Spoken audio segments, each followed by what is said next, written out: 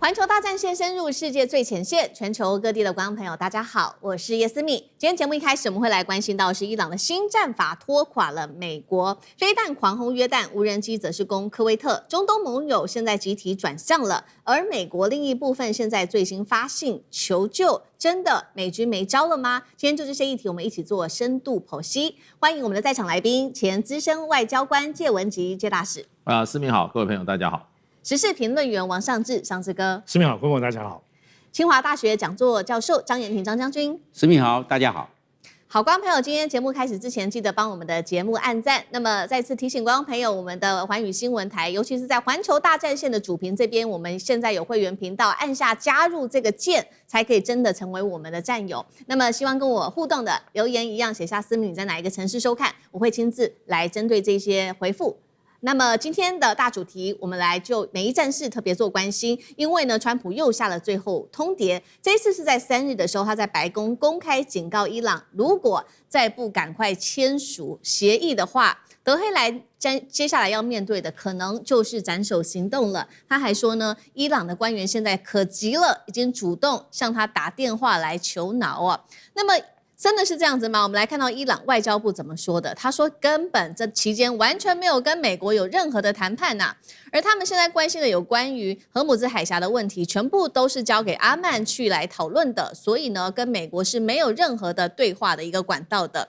那另外一方面，我們看到政治上面喊話，在軍事上面，伊朗現在持續擴大對於這些中東波灣國家，還有跟美軍基地有關的地方來做了多起的攻擊。我們先來看到，在8月4號這一天，科威特境內傳出了多起的爆炸聲，傳出至少3架的無人機攻擊美軍所使用的基地。而另外，我們來看到一艘貨輪在阿曼的外海遭到不明拋射物給擊中。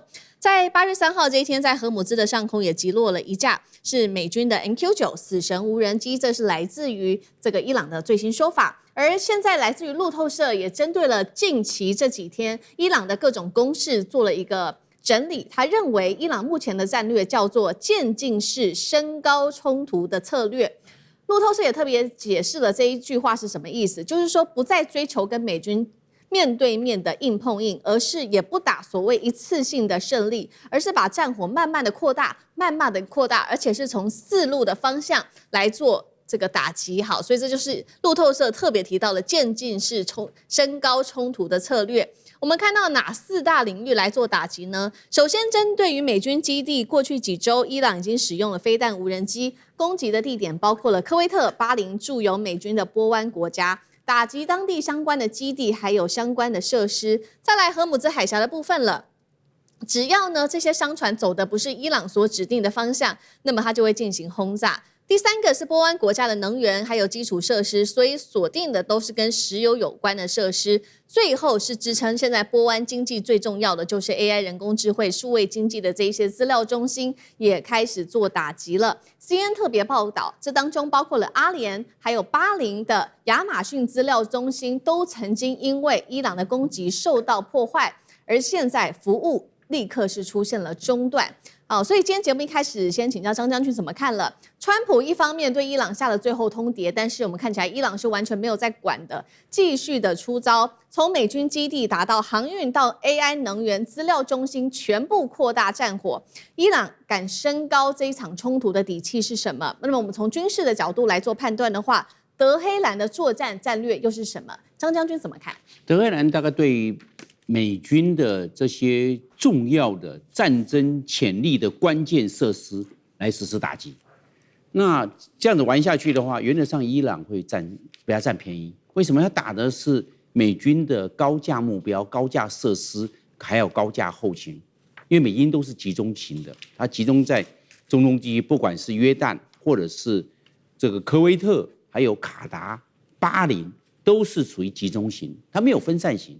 那集中型，你就會標定被伊朗做這個首要攻擊的目標。第二個，美軍大部分它的這些軍事設施都沒有長期的地下化，那屬於露天，它是蓋，當然它有蓋這個敞篷，有這個類似這個堅固的這個掩體，但是問題還是露天，你露天還是容易被攻擊，不是從底上攻擊，你就可以從側邊做進攻，這個無人機從側面導彈可以從上面，但無人機可以從側面就傳進去了。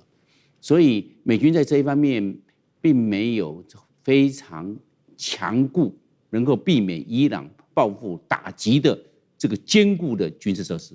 那我們看來，那現在那伊朗怎麼用？伊朗打的都是報復戰。那美軍打伊朗，伊朗才做報復。你注意看，伊朗都是被動報復，伊朗沒有主動報復。我一直看這個節奏，只要美軍動他好，那我就準備要。那他有報復清單，這些清單的優序，它有排定它的重要性。所以你剛才所講到的這些相關的這些 AI， 還有運算中心或者資訊，或者我們講到的直管通勤系統，這個就是伊朗要攻擊的目標。甚至我們可以講了，甚至金融哦，因為你這個 AI 跟金融是有相關的哦，你這個金融的這些彼此的這互聯，或者是交易，那都是不是靠 AI 嗎？這些都是伊朗所要打擊的。那這樣整個消耗戰下去的話，誰比較吃虧？美國比較吃虧。因為美國的戰略補給線太長，它要從美國本土用過來。然后伊朗是就地以逸待勞，反正我這是我的家，我的大本營，我大本營來對你發動攻擊。那美國既然是遠道而來，補線那麼長，美國就會勞師遠征，這個對美國來看是個戰略負擔。那美國沒辦法克服，這是沒辦法，這是先天的條件是沒有辦法克服。再來的時候，那伊朗的目標是什麼？伊朗戰略目標就兩個，第一個我就是要發展核武，所以到現在為止，美軍這樣子對伊朗的大肆報復，就是要你放棄發展核武。伊朗有答應沒有？這是我戰略目標。第二個，我就是要控制荷姆斯海峽。伊朗就這兩個戰略目標。到現在為止，美軍有沒有達成？美軍沒有。伊朗有沒有達成？伊朗還在持續的控制當中。所以我們可以看到，那誰占上風？伊朗占上風嘛。那現在那個最壞的情況就是說，美軍要繼續耗下去的話，是美軍比較吃虧。所以你看，美軍打停停，不是說川普人心人數啊，不是啊，是因為力有未逮。到現在為止，他不靠海軍陸戰隊，不靠美軍的陸軍，然後靠空中轟炸，你有沒有重錘下去？沒有，都是波次攻擊，並沒有這個我們講到的毀滅性的打擊，沒有。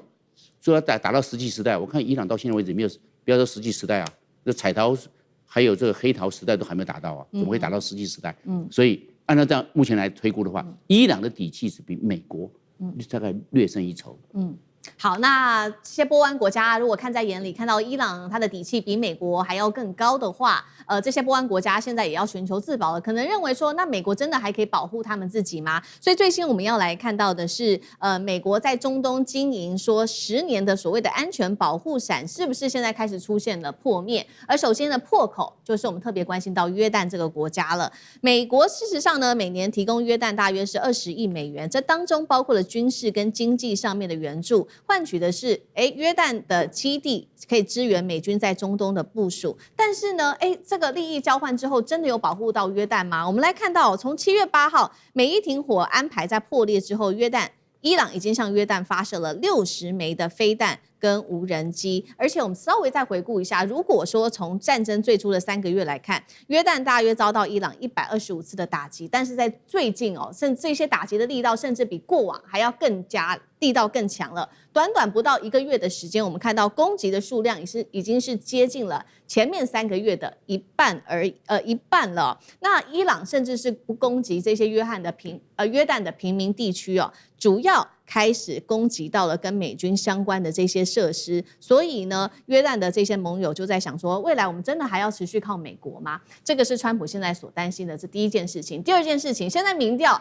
對川普真的非常不利啊。我們來看到 CNN 的最新民調，67%的美國人認為川普決定跟伊朗開戰已經傷害了美國，65%的人甚至認為川普的政策已經讓現在的經濟惡化。民眾還抱怨，每多付1美元的油錢，就看到1名的士兵會因此受傷。所以呢，現在五角大廈想出了一個什麼辦法？好像看目前各種招數，斬首啊、轟炸啊，完全都沒效。所以最新呢，這個五角大廈罕見的向美國的部隊發信來徵求他們詢問說如何對付伊朗，你們有沒有更好的一些策略？但真的是因為無計可施了，所以只好發這樣的信嗎？那首先請教大使怎麼看？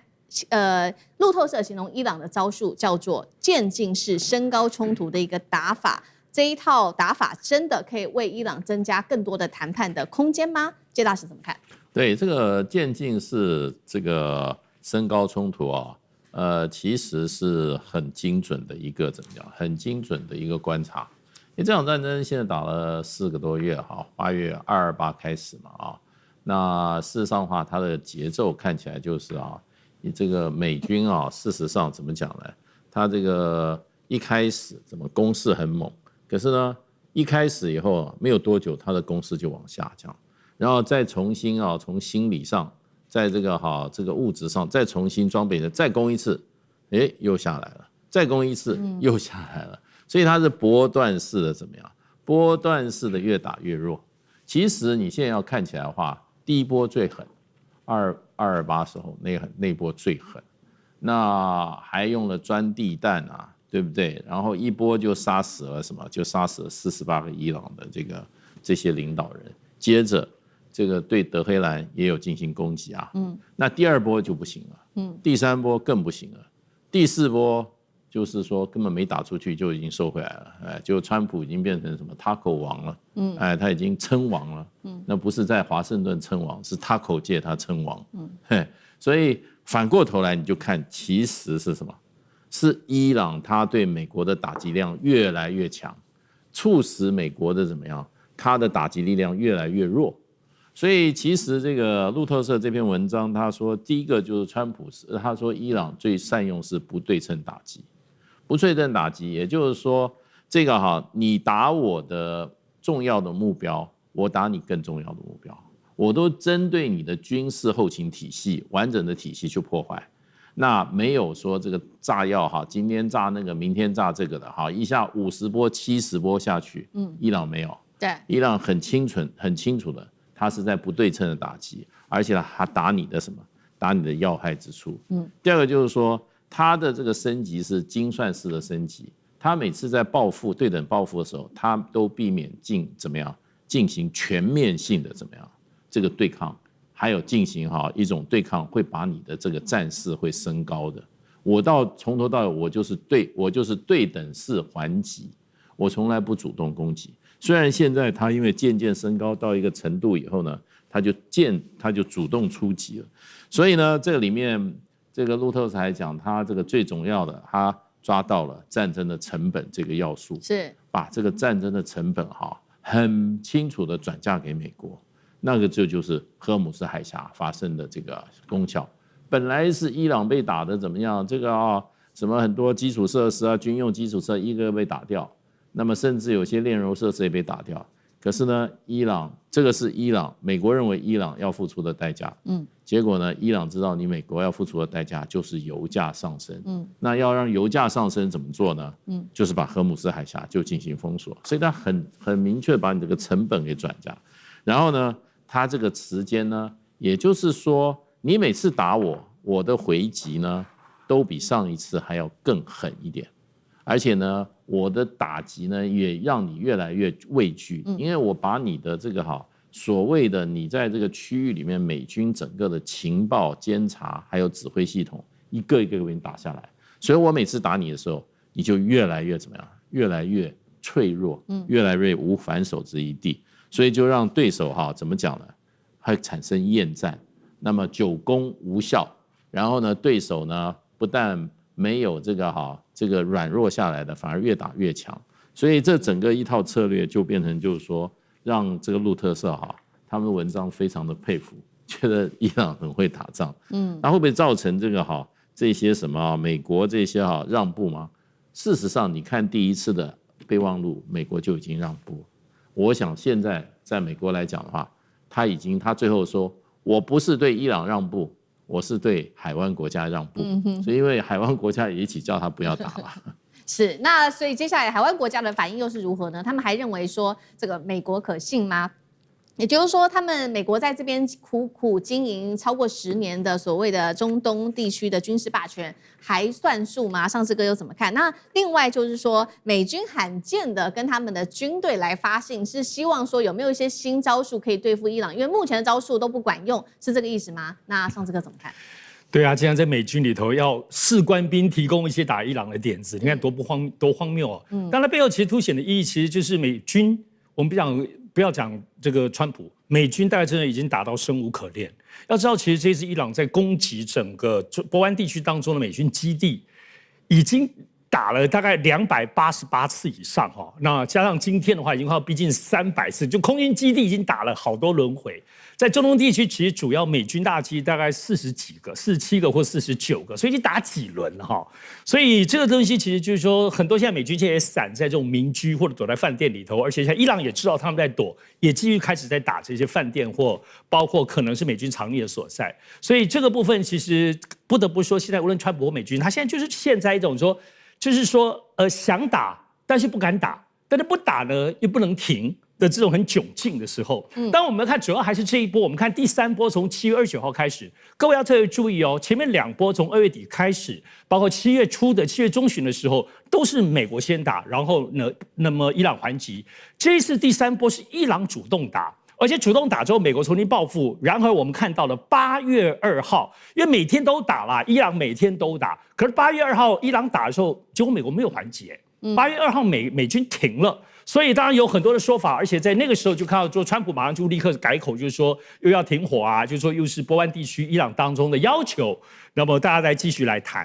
可是你說真的，伊朗真的談是為了要談嗎？當然伊朗就當然公開就否認了。我們看這幾天，其實我認為在整個伊朗主動攻擊上，除了繼續打美軍基地，眾所皆知，就約旦的這個美軍基地被打得非常非常嚴重哈，因為波灣很多阿曼啊這些國家當中美軍基地已經被打了，他們大量的飛機都挪到哪裡？就挪到約旦。這次打約旦，主要在停機坪有100多架這個美軍的這個連他們的掩體都不夠用啊，所以呢，據伊朗的說法是，他這2-3天連續打約旦的基地當中，至少打了每天只要打2到3架的 F-35，是摧毀了，所以加起來說已經打超過6架了，但美國不承認。好，你看哦，打約旦基地之外，這2天最重要的伊朗的做法是什麼？他攻擊伊拉克，因為伊拉克在先前當中被攻擊了多次之後呢，美國已經把整個伊拉克佔據，就是在那邊長久已經耕耘了23年的美軍基地，所有的情報部分全部撤掉。那麼在我們錄影的前幾個小時當中，其實伊朗是發動地面部隊，包括他們的重裝甲也都出現了。那麼這直接要把伊拉克清乾淨哦，打到庫德族的激盪所在，庫德族的工人黨跟美國求救哦。所以你可以看到它的部分的靈活性，不只是跟美軍對戰，在整個大架構上當中，我們看到它这部分是伊拉克跟約旦。除此之外，大家千萬不要忘記，我們談美伊戰爭，你不能不說，現在胡塞跟沙特這幾天，也就是從7月底開始，也都在打。到現在還在打，在打的當中，雖然他們是局部在打，可是胡塞跟伊朗一樣，為什麼現在美軍在思考出主意？因為胡塞，你不要覺得他好像是一個什麼野裝部隊，胡塞可是2010幾年就跑到中國到杭州去學去中心化的布局，伊朗也是，所以現在美國你要打地面戰，你根本不知道打誰，你把德黑蘭炸爛嗎？伊朗也不會倒。所以這種去中心化的戰略體現在伊朗跟現在胡塞跟沙特在打，所以現在兩邊的部分戰爭其實現在在對付的，所以現在軍事戰慢慢的要轉為政治戰，其實從頭到尾都是因為現在美國期中大選已經靠近了，這是第一個。第二個部分是現在包括中東的很多的國家對於美國的訴求，包括荷爾木茲海峽都越來越不相信。那麼現在北約雖然一度想要來加入這個戰局，為了荷爾木茲，可是被伊朗警告都退縮回去。所以我覺得伊朗整個這種國際政治，包括在美國國內戰治的這個動手，是同時軍事戰略之外同時兼顧到的。好，謝謝尚志哥。那我們休息一下，馬上回來。觀眾朋友們，我們要開會員頻道啦！因應呢美中、中東還有印太的亂局，你看到的是新聞，我們看到的是背後誰在操控這個世界。加入會員可以取得獨家視角的通行證，你將優先取得更深的觀點判讀，包括了核心真相分析、歷史脈絡拆解、局勢推演邏輯。同時解鎖會員勳章、優先互動權、問題解析、幕後花絮，支持我們制作高品質的影片。點擊下方的加入鍵，一起成為戰友吧！我們會員頻道見。